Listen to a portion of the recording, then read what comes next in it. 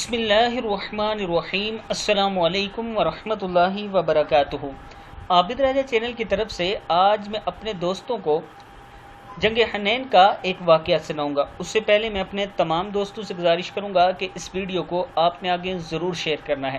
تو شروع کرتے ہیں۔ بسم اللہ الرحمن الرحیم۔ حضرت جابر رضی اللہ تعالی عنہ فرماتے ہیں، جب حضور اکرم صلی اللہ علیہ وآلہ وسلم نے جنگ حنین کے دن دیکھا کہ لوگ میدان چھوڑ کر جا رہے ہیں تو فرمایا، اے عباس، زور سے یہ آواز لگاؤ، اے انصار کی جماعت، اے حدیبیہ میں درخت کے نیچے بیعت ہونے والوں۔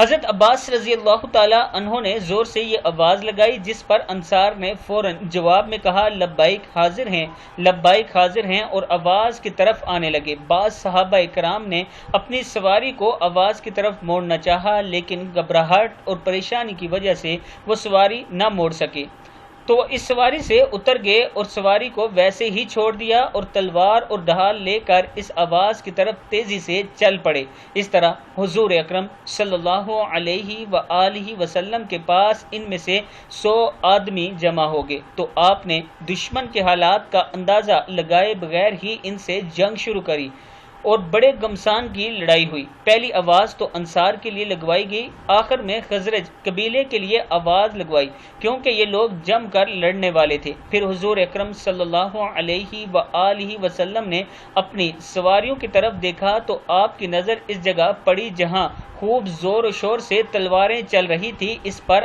آپ نے فرمایا، بڑی سخت جنگ ہے، یعنی خوب گھمسان کی لڑائی ہے۔ حضرت جابر کہتے ہیں، ان 100 آدمیوں نے جنگ کی اور اللہ نے فوراً فتح عطا فرمائی۔ اللہ کی قسم، بھاگ کر جانے والے لوگ ابھی واپس نہیں آئے تھے کہ کافر قیدی حضور اکرم صلی اللہ علیہ وآلہ وسلم کے پاس گرفتار ہو کر پہنچ چکے تھے۔ ان قیدیوں کے ہاتھ پیچھے رسیوں سے بندھے ہوئے تھے۔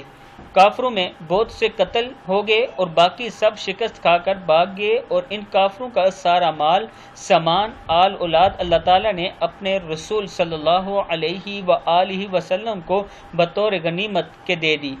کتاب کا حوالہ یہ نیچے موجود ہے، آپ دوست دیکھ سکتے ہیں۔ اس ویڈیو کو آپ دوستوں نے آگے ضرور شیئر کرنا ہے۔ السلام علیکم ورحمۃ اللہ وبرکاتہ۔